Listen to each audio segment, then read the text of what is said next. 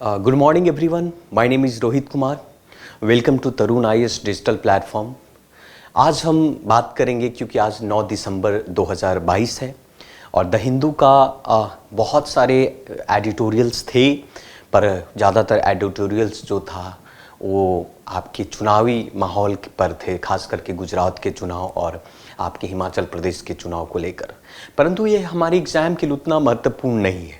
पर उसी द हिंदू के एग्ज़ाम के पॉइंट ऑफ व्यू से एग्ज़ाम के लिए महत्वपूर्ण के मद्देनज़र रखते हुए आपकी कॉन्टेक्स्ट में और टेक्स्ट में एक बहुत ही इम्पॉर्टेंट आपके एग्ज़ाम के लिए था आपका the sustains growth in remittances. Remittances का नाम आपने सुना होगा. अगर आप UPSC के एस्पायरेंट्स हैं तो रेमिटेंस आपने इंडियन इकोनॉमिक्स में पढ़ा हुआ. आप बाकी अन्य अगर एस्पायरेंट्स है, बाकी अन्य एग्ज़ाम की अगर तैयारी कर रहे हैं तो उसमें रेमिटेंस का सीधा मतलब होता है पेमेंट अर्थात कि जो आप सैलरी होती है, वेजेज होती है. लेकिन ये रेमिटेंस जो है विदेशों में जो आप सैलरी प्राप्त करते हैं, है ना, उसे रेमिटेंस कहा था. पूरी कहानी, इसकी पूरी परिकथा को हम लोग यहाँ पर डिस्कस करेंगे पूरी ध्यानपूर्वक से कि ये रेमिटेंस है क्या. So what is remittance. सबसे पहले मैं थोड़ी सी चर्चा कर लेता हूँ यहाँ पर इसके बारे में. जी संपत जो है एक्सप्लेनर है, ये कंप्लीट आपका जो एडिटोरियल नहीं है, एक्सप्लेनर है द हिंदू का.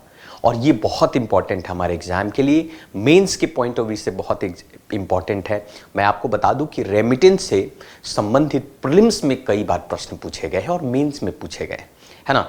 तो आप देखिएगा PY की जाकर उठाकर देखेंगे इंडियन इकोनॉमिक्स के एक्सटर्नल सेक्टर से, बैलेंस ऑफ पेमेंट से, तो रेमिटेंस के बारे में बहुत सारे प्रश्न पूछे गए हैं. ठीक है, हम इसमें चर्चा करने वाले हैं कि ये आखिर स्टोरी में क्यों फेमस है. हम ये भी चर्चा करने वाले हैं कि रेमिटेंस होता क्या है.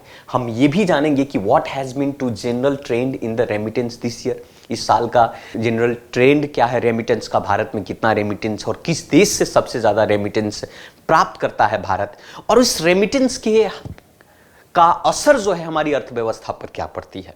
ये सारी जितने भी तथ्य के बारे में और इससे संबंधित जो चीज़ें जानकारियां हैं उसके बारे में पढ़ेंगे. साथ साथ में वर्ल्ड बैंक के जो रिपोर्ट है, रिपोर्ट को भी हम चर्चा करेंगे. माइग्रेशन जो रिपोर्ट है, क्योंकि वो भी आपकी प्रीलिम्स में प्रश्न के तौर पर पूछा जाता है. तो एक एक करके चर्चा करते हैं हर पॉइंट को.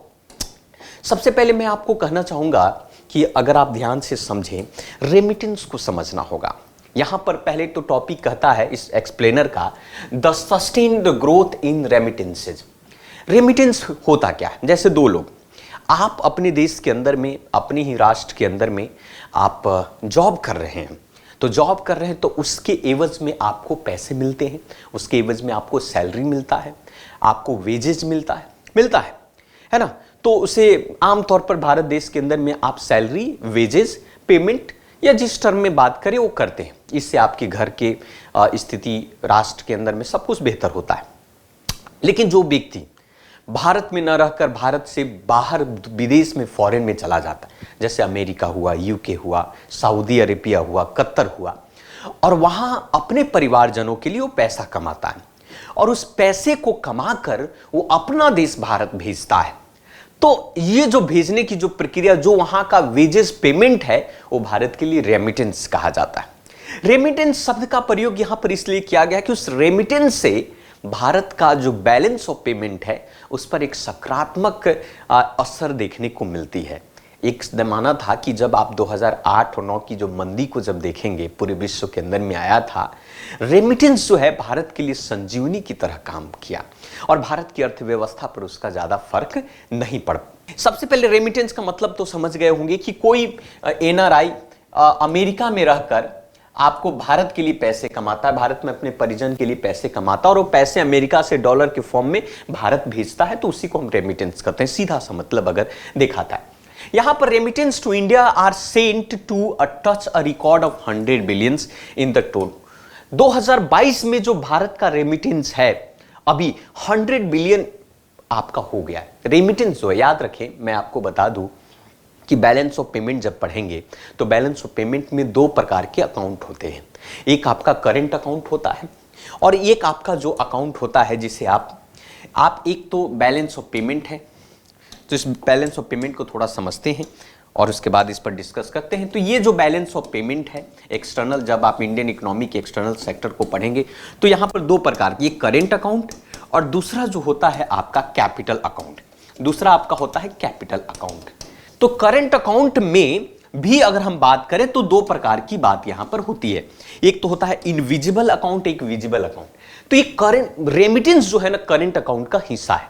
रेमिटेंस जो है इनविजिबल आपका अकाउंट का हिस्सा है, करंट अकाउंट का हिस्सा है, जिसमें ट्रेड, एक्सपोर्ट, इंपोर्ट सारा विजिबल है। लेकिन रेमिटेंस हुआ है ना, ये रेमिटेंस जो होता है या सर्विस सेक्टर के जो कुछ पैसे होते हैं वो इनविजिबल है। कैपिटल अकाउंट में लोन हो जाता है, कैपिटल अकाउंट में आपका इन्वेस्टमेंट हो जाता है, एफडीआई हो जाता है, ये सारे जो है कैपिटल अकाउंट का हिस्सा है। तो हमने कहने का मतलब कि इस साल 2022 में भारत जो है 100 बिलियन तक के रेमिटेंस को टच कर लेगा। मतलब विदेश से भारत के अंदर में 100 बिलियन तक डॉलर भारत में आते हैं रेमिटेंस के रूप में, और इससे हमारे बैलेंस ऑफ पेमेंट के करंट अकाउंट पर एक पॉजिटिव असर होता है। इससे बैलेंस ऑफ पेमेंट हमारा पॉजिटिव, इसीलिए भारत आज दुनिया का चौथा सबसे बड़ा आप कह सकते हैं कि फॉरेक्स रिजर्व वाला देश है। क्योंकि भाई अमेरिका में व्यक्ति कमा रहा है, भारत भेजेगा डॉलर, और डॉलर कहां जमा होगा? आरबीआई के पास। तो आरबीआई का फॉरेक्स रिजर्व बढ़ेगा, और आरबीआई का फॉरेक्स रिजर्व बढ़ेगा तो हमारा बैलेंस ऑफ पेमेंट के लिए बेहतर है ना।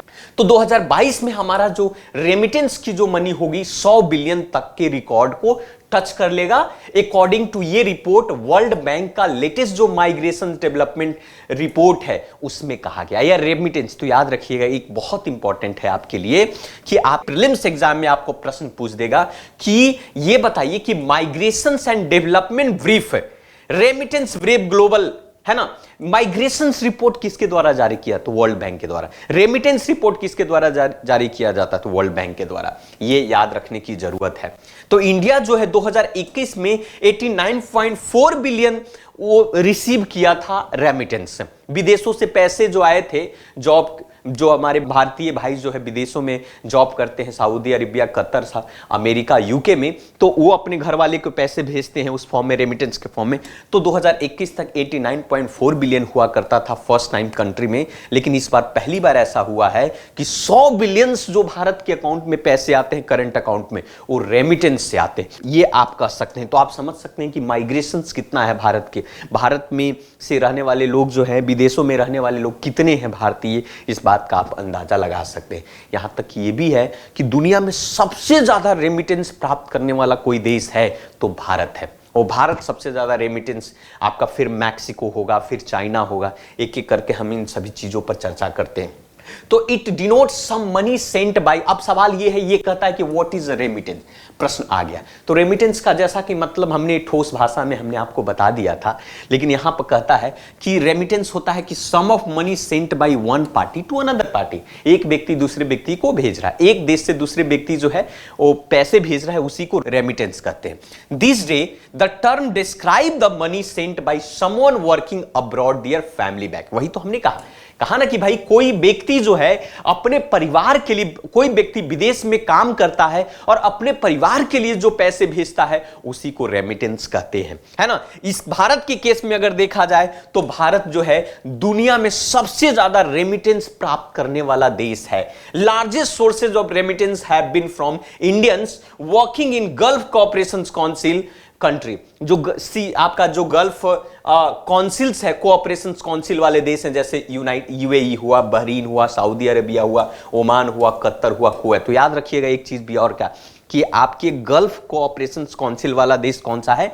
यूएई है आपका, यूएई। दूसरा क्या है? बहरीन है, सऊदी अरेबिया है, ओमान है, कतर है, कुवैत है। साथ साथ में यूएस और यूके से भी हम पैसे प्राप्त करते हैं। तो सबसे ज्यादा रेमिटेंस कहां भारत प्राप्त करता है? कहां से? Gulf country. अब थोड़ा सा और भी आगे करके हम चर्चा करते हैं, देखते हैं कि what has been the general trend. आज का जो जनरल ट्रेंड क्या है, इस साल रेमिटेंस का ट्रेंड क्या है, तो उसको समझिए सबसे पहले।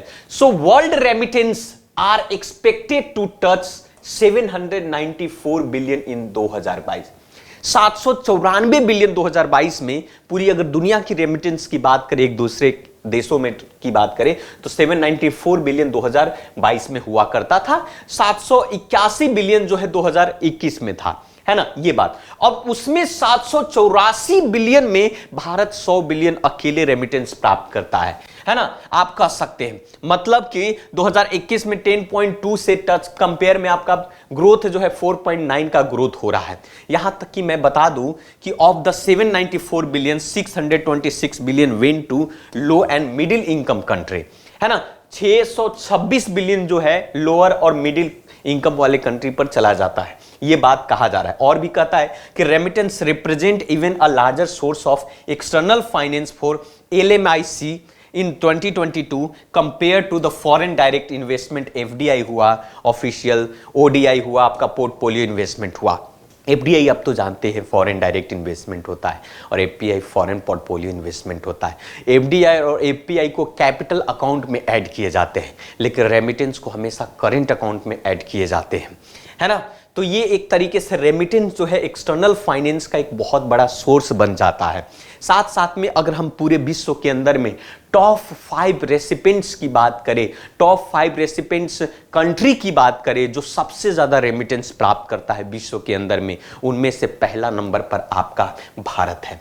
तो भारत 100 बिलियन रेमिटेंस प्राप्त करता है। उसके बाद दूसरे नंबर पर आपका मैक्सिको है जो 60 बिलियन रेमिटेंस प्राप्त करता है। उसके बाद चाइना है 50 बिलियन रेमिटेंस प्राप्त करता है। फिलीपींस है 38 बिलियन, इजिप्ट है 32 बिलियन। तो ये टॉप 5 कंट्री हैं जो सबसे ज्यादा रेमिटेंस प्राप्त करते हैं। पहला तो ये आपको ध्यान देने की जरूरत है और मेंस पेपर में भी सीधा सवाल इन सभी चीजों से पूछा जाता है। नेक्स्ट कहता है कि what are the reason behind that sustain a growth in remittance. क्या कारण है, इसके पीछे का कारण क्या है कि जो रेमिटेंस के ग्रोथ जो है दिन पर दिन सस्टेन हो। तो वर्ल्ड बैंक रिपोर्ट के अकॉर्डिंग अगर कहा जाए तो सबसे मेन रीजन इसका जो है कहता है कि gradual reopening of the various sector in the host country economy and following to pandemic induced to closure and travel to disruption. सबसे बड़ा कारण इसका यह है कि भाई जिस तरीके से अभी अर्थव्यवस्था जो है अब फिर से खुल रही है, आपका कोविड की स्थिति समाप्त हो गई है, ट्रैवलिंग शुरू हो गया है, जिसके कारण से फिर से माइग्रेशन जो माइग्रेट वर्कर जो विदेशों में से अपने घर लौट गए थे वो फिर से उस देश में जाकर अपना काम पर चले गए हैं। Migrants worker incomes employment situations and there are ability to send money to home. और जैसी प्रक्रिया पहले हुआ करता था वैसे फिर से वो कर ली, माइग्रेशन फिर से बढ़ा। अब माइग्रेशन बढ़ा तो फिर आप अब मान लिया कि कोई भारतीय जो अमेरिका में था, अमेरिका में कोविड-19 की स्थिति दयनीय हुआ, अपने परिवार से घर पर मिलने चला आया और जैसी कोरोना काल की स्थिति खत्म हुई तो फिर यहां से वो चला गया अपने अमेरिका ताकि अपने परिवार के लिए कमा सके।